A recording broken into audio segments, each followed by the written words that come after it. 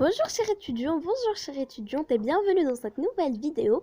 Aujourd'hui, on va voir une nouvelle leçon de la conjugaison. C'est le présent des verbes usuels. Mais avant de commencer, je vous invite à vous abonner dans la chaîne, de liker la vidéo et de commenter ci-dessous si vous voulez que j'explique des leçons. Si vous n'avez pas compris quelque chose, je vous le réexplique.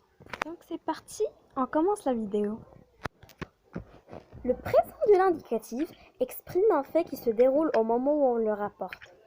Un exemple, maintenant, j'explique la leçon. C'est maintenant, c'est maintenant. Donc j'ai utilisé le présent parce que c'est maintenant, moi. Je donne cette phrase et j'explique. Donc c'est le présent de l'indicatif exprime un fait qui se déroule au moment où on le rapporte. En ce moment-là, moi j'explique la leçon. En ce moment-là. C'est pour ça que j'ai utilisé le présent de l'indicatif. On peut aussi utiliser le présent de l'indicatif pour exprimer une action qui dure, un état, ou pour décrire une habitude. Une habitude, c'est quelque chose qui se répète. Moi, je me réveille tôt. J'ai utilisé ici le présent parce que je me réveille tôt le lundi, le mardi, le mercredi, le jeudi, le vendredi, le samedi et dimanche. Donc ça, c'est une action qui se répète. Donc c'est pour ça que j'ai utilisé le présent. Des vérités générales. Des vérités générales comme on peut dire les fleurs fleuries au printemps. Les fleurs fleuries au printemps.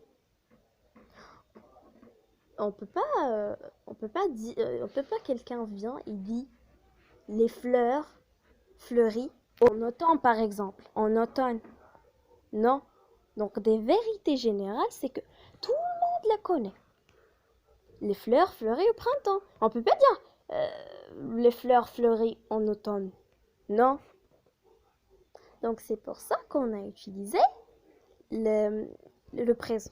Donc le présent exprime un fait qui se déroule au moment où on le rapporte et on l'utilise aussi pour exprimer une action qui dure, un état, une habitude ou des vérités générales. Maintenant, on passe à la conjugaison.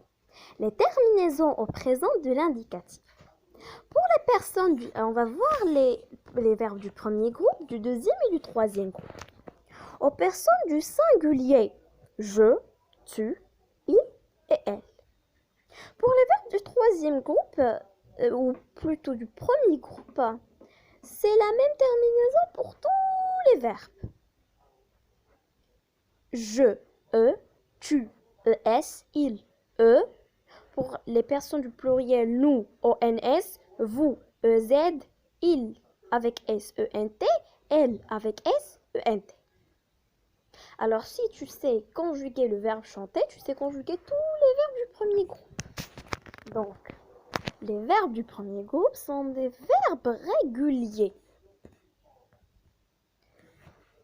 Si je chante, tu chantes, il chante, nous chantons, vous chantez, il chante et chante. C'est la terminaison e-s-e-o-n-s-e-z-e-n-t. Alors si tu sais conjuguer le verbe chanter, tu sais conjuguer tous les autres verbes. Pour les verbes du troisième groupe, c'est la même chose. is, it, isant, issé, is.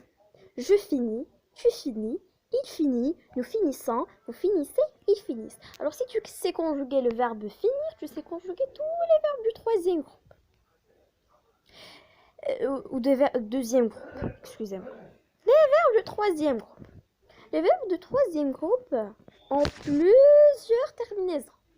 Ça dépend la terminaison. Comme les verbes en IR qui font partie du troisième groupe, je dis je pars avec S, tu pars avec S, il part avec T. Nous partons ONS, vous partez EZ, il part ENT.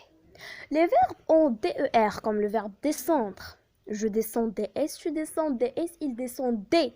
Nous descendons ONS, vous descendez EZ, ils descendent ENT. Pour les verbes comme pouvoir et vouloir, X, je veux, X, tu veux, X, il veut, nous voulons, vous voulez, ils veulent et elles veulent.